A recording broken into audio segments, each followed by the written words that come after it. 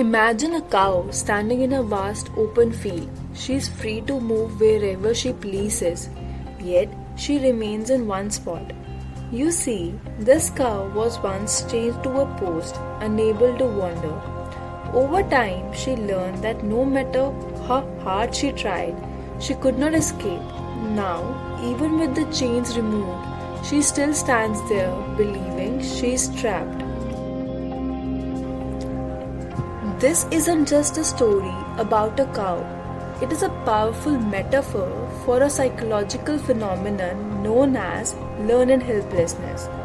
But what does it mean when humans experience this? And why do some people, much like a cow, remain chained even when the barriers are gone?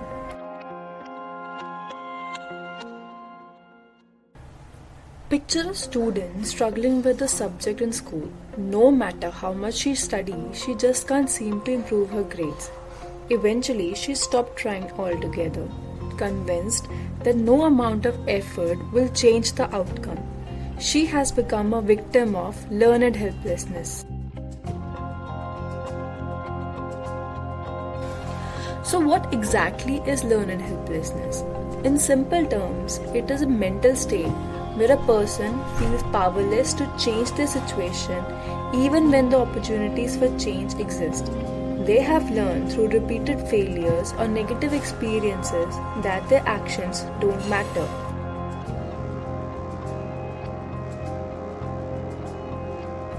Symptoms of learned helplessness can manifest in different ways. Some people may feel demotivated or depressed.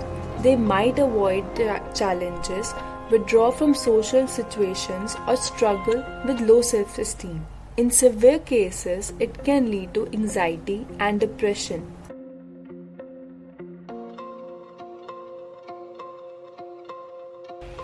But how does this helplessness form? It often begins in childhood, where repeated failures or negative reinforcement teach a child that the efforts are futile. The child becomes quiet and never asks for help. Over time, these beliefs become ingrained, leading to a pervasive sense of powerlessness that can follow them into adulthood.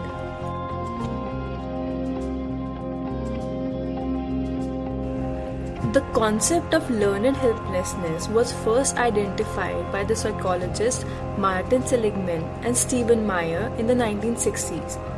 They conducted a series of experiments with dogs. In such experiments, dogs were placed in a box where they received mild electric shocks. Initially, the dogs tried to escape, but over time they learned that nothing they did could stop the shocks. Eventually, when even the opportunity to escape was presented, the dogs didn't try. They had learned to be helpless.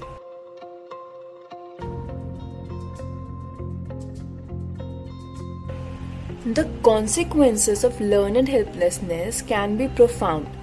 In children, it can stifle creativity, inhibit learning, and lead to a lifelong fear of failure. For adults, it can result in chronic stress, anxiety, depression, and a diminished quality of life. They may find themselves stuck in unfulfilling jobs, toxic relationships, or unhealthy habits, believing they are powerless to change. But not everyone is equally susceptible. People who are exposed to unpredictable or uncontrollable stress, especially at a young age, are more likely to develop learned helplessness. However, it is important to note that not everyone responds to adversity in the same way. Some people are more resilient, able to maintain hope, and continue striving despite setbacks.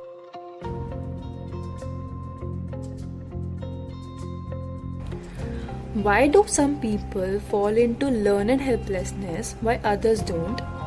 It often comes down to something called explanatory styles. This is how people explain the causes of events in their lives. Those with a pessimistic explanatory style tend to see failures as personal, permanent, and pervasive, making them more prone to learned helplessness.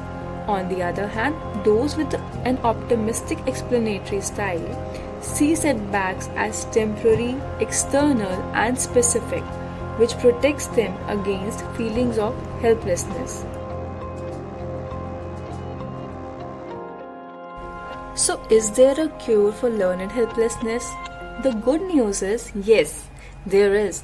One of the most effective strategies is something called learned optimism, a concept also developed by Martin Seligman. By consciously challenging and changing negative thought patterns, people can learn to view challenges as opportunities and setbacks as temporary. Therapy, especially cognitive behavioral therapy, can also be incredibly effective in treating learned helplessness. Beyond learned optimism, other strategies can help too. Building a strong support network, practicing mindfulness, and engaging in regular physical activity are all ways to combat the effects of learned helplessness. By taking small, manageable steps towards change, even the most deeply ingrained feelings of helplessness can be overcome.